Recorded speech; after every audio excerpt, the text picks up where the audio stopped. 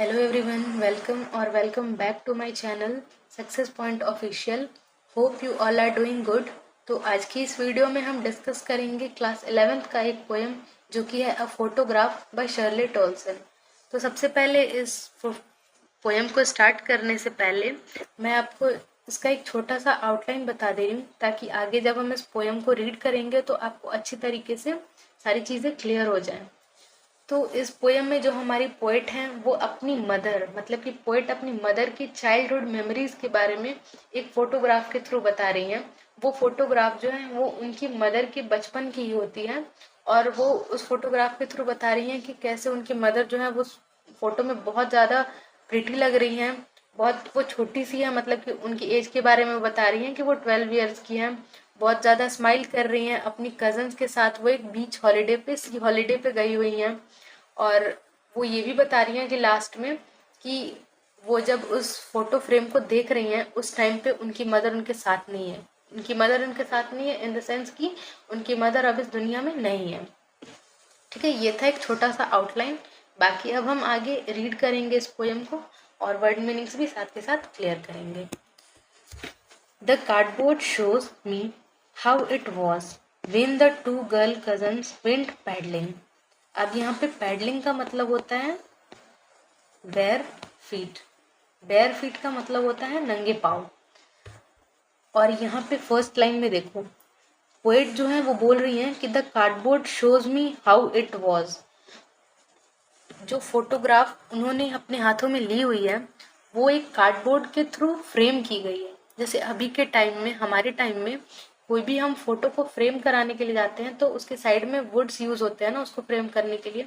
तो वो यही बता रही हैं कि जो कार्डबोर्ड के थ्रू इस फोटो को फ्रेम किया गया है उसी से अंदाजा लगाया जा सकता है कि वो कितनी पुरानी फोटो है।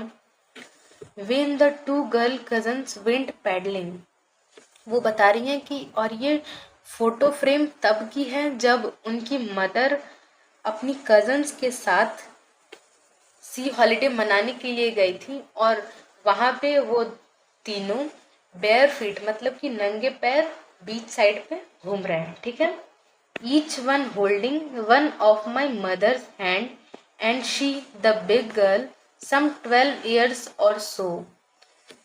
अब यहाँ पे मैंने आपको एक बैकग्राउंड में दिया हुआ है ना, जहाँ पे आपको तीन छोटी छोटी सी बच्ची दिख रही हैं। ये मैंने आपको यही लाइन समझाने के लिए यहाँ पे ऐड किया है। इस लाइन में दिया है कि each one holding one of my mothers hand. अब यहाँ पे ये जो सेंटर वाली लड़की है वो पोएट की मदर है, और ये दोनों पोएट की मदर की कजन्स हैं, और इन दोनों ने इनकी मदर का हैंड होल्ड करके रखा है। और इस लाइन के थ्रू हमें, ये फोर्थ लाइन के थ्रू हमें ये भी पता चल रहा है कि इनकी मदर की एज कितनी है। इनकी मदर की एज यहाँ पे बताई गई है सम 12 ईयर्स और सो, मतलब इनकी मदर जो है वो 12 ईयर्स की हैं, और इनकी मदर अपनी दोनों कजन्स से एज में भी बड़ी हैं और हाइट में भी बड़ी हैं। All three stood still to smile through their hair at the uncle with the camera, a sweet face। अब यहाँ पे इन 5th और 6th लाइन में वो अपनी मदर का पोज और उनके कजन्स का पोज यहाँ पे बता रही हैं कि कैसा है इस फोटोग्राफ में। वो तीनों ने एक दूसरे का हैंड होल्ड करके रखा है, और बहुत ही प्यारी सी तीनों ने एक स्माइल दी हुई है अपने फेस पे, और उनकी स्माइल को ना कवर कर रहा है उनके हेयर्स। हेयर्स क्यों कवर कर रहा है? क्योंकि हम जानते हैं कि बीच साइड पे बहुत ही अच्छी हवा चल रही होती है, उसी की वजह से बार बार जो उनके हेयर्स हैं उनके चेहरे पे आ रहे हैं। तो ओवरऑल जो पोज है बहुत ही प्रिटी है। नेक्स्ट अब हम आगे बढ़ते हैं।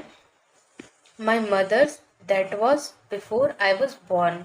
अब वो बता रही हैं कि इस फोटो में मेरी मदर जो है वो बहुत ज़्यादा छोटी हैं, और ये उनकी तब की फोटो है जब मैं पैदा भी नहीं हुई थी।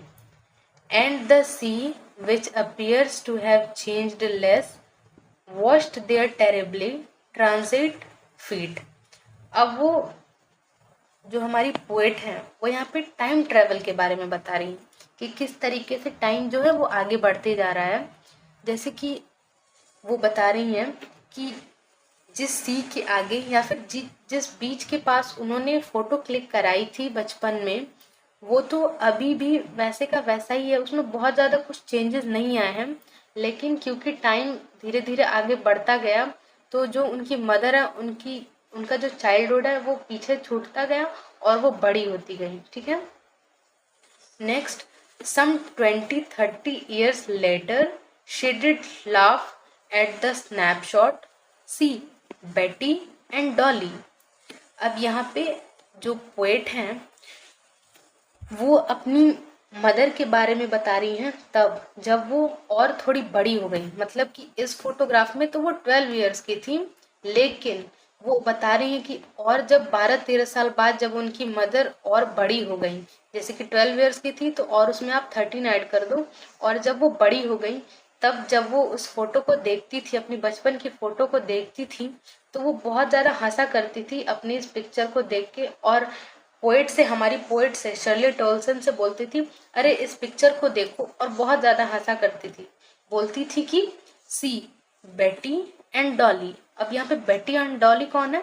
बेटी एंड डॉली यही है जो कि हमें इस फोटोग्राफ में गिवन थी, मतलब कि हमारी पोएट की मदर की कजन्स थी, बेटी एंड डॉली।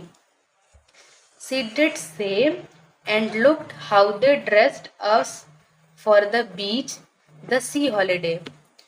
अब वो यहाँ पे बता रही हैं कि कैसे हम तीनों को ड्रेसअप किया गया था, कैसे हमें तैयार किया गया था, उस टाइम पे हम कैसे दिखते थे, और हमें हमारे पेरेंट्स ने किस तरीके से तैयार करके भेजा था हमारे सी हॉलीडे के लिए।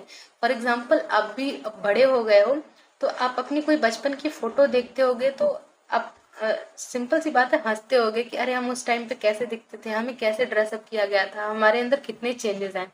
तो किसी को भी हंसी आती है, तो वैसे ही वो हंस रही है और बोल रही है कि देखो हम तीनों को कैसे हमारे सी हॉलीडे के लिए तैयार किया गया था। अब देखो, was her past, mind is her laughter, both राइव with the लेबर्ड is of loss.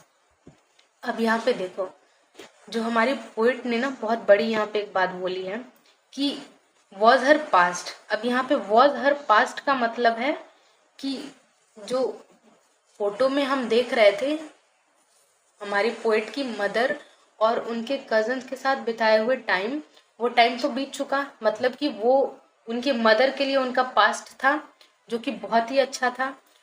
लेकिन जो हमारी पोएट है उनके लिए उनका सबसे प्यारा पास्ट यही था जब उनकी मदर इस फोटो को देख के बहुत ज्यादा खुश हो रही थी। ठीक है, लेकिन अब वो इसे पास्ट क्यों बोल रही है? क्योंकि उनकी मदर अब इस दुनिया में नहीं रही। ठीक है, अब यहाँ पे वो बोल रही हैं बोथ राई with the लेबर्ड is of loss. उनकी मदर के लिए भी अपने बचपना से आगे बढ़ना बहुत मुश्किल होगा। ठीक है, और जब हम बड़े हो जाते हैं तो अपनी कोई भी बचपन की चीज़ें देखते हैं तो उसे बहुत ज़्यादा याद करके हम सोचते हैं कि काश हम बड़े नहीं होते, अभी भी छोटे बच्चे होते हैं। वैसे भी उनकी मदर के लिए भी ये किसी के लिए भी एक्सेप्ट करना थोड़ा सा लगता है कि हम अपने बचपन से क्यों बाहर आए। तो उनके लिए भी वो टाइम ट्रेवल बहुत ही ज़्यादा मुश्किल था, लेकिन फिर भी टाइम है तो वो तो आगे बढ़ेगा ही। वैसे ही उनकी मदर की डेथ के बाद भी वो टाइम निकालना पोएट के लिए बहुत ज़्यादा मुश्किल था, मतलब कि शर्लेट टोल्सन के लिए बहुत ज़्यादा मुश्किल था। ये उनके लिए एक बहुत बड़ा लॉस था, लेकिन हर टाइम के साथ साथ उन्होंने खुद को संभाला और वो मतलब कि कोशिश करती रहीं कि वो धीरे धीरे लाइफ में आगे बढ़ती रहें। ठीक है, अब हम लास्ट स्टेंजा पे आते हैं। Now she is been dead nearly as many years as that girl lived, and of this circumstance there is nothing to say at all, it's silence silences. अब यहाँ पे ये दो लाइंस जो दी हुई बहुत इंपॉर्टेंट है, इससे क्वेश्चंस आ सकते हैं आपके एग्जाम में। Now she is been dead nearly as many years as that girl lived. अब यहाँ पे बता रही हैं कि उनकी मदर जो है वो अब इस दुनिया में नहीं रही, और यहाँ पे साथ के साथ वो ये भी बता रही हैं कि उनकी मदर को इस दुनिया से गए हुए कितने टाइम हो गए। यहाँ पे देखो, एज दैट गर्ल लिव्ड का मतलब है कि जो फोटोग्राफ में उनकी मदर की एज 12 इयर्स बताई गई थी, तो सेम उतना ही टाइम उनको गुजरे हुए भी हो गया है। ठीक है, तो आप कंफ्यूज मत हो ना जब क्वेश्चंस आएंगे एग्जाम में इससे रिलेटेड। तो फोटोग्राफ में भी उनकी जो मदर की एज थी बचपन की वो 12 साल थी, और जब हमारी पोएट उस फोटो को देख रही हैं तब भी उनकी मदर को गुजरे हुए 12 साल हो चुके होते हैं, ठीक है। And of this circumstance there is nothing to say. इसका मतलब यही है कि ये एक सर्कमस्टांस ही है कि वो फोटोग्राफ भी उनकी मदर की 12 साल की उस टाइम पे वो बच्ची थी, और वो उस फोटोग्राफ को भी उसी टाइम पे देख रही हैं जब उनकी मदर को गुजरे हुए 12 साल हो चुके हैं, ठीक है। और वो ये बोल रही हैं कि और इस चीज़ पे कहने के लिए मेरे पास कुछ भी नहीं है, और ये जो साइलेंस है वो बिल्कुल इनके अंदर तक का साइलेंस है, वो बिल्कुल कुछ भी नहीं बोल पा रही हैं। उनके आसपास में बिल्कुल शांति है, उनके अंदर मन तक भी बहुत ज़्यादा शांति है, वो कुछ भी नहीं बोल पा रही हैं, बहुत ज़्यादा इमोशनल फील कर रही हैं। तो यहीं तक की थी हमारी आज की ये पोएम। बहुत ही ब्यूटीफुल एक पोएम थी, बहुत ही इमोशनल पोएम थी, और बहुत ही अच्छे तरीके से, बहुत ही ब्यूटीफुली इस पोएम को लिखा गया था। आई होप ये वीडियो आपके लिए हेल्पफुल रही होगी, और अगर वीडियो हेल्पफुल रही होगी तो प्लीज़ वीडियो को लाइक करिएगा। चैनल पे नए हैं तो चैनल को सब्सक्राइब करिएगा। मिलते हैं आगे नेक्स्ट वीडियो में एक और चैप्टर के साथ, एक और पोएम के साथ। तब तक के लिए bye bye and take care.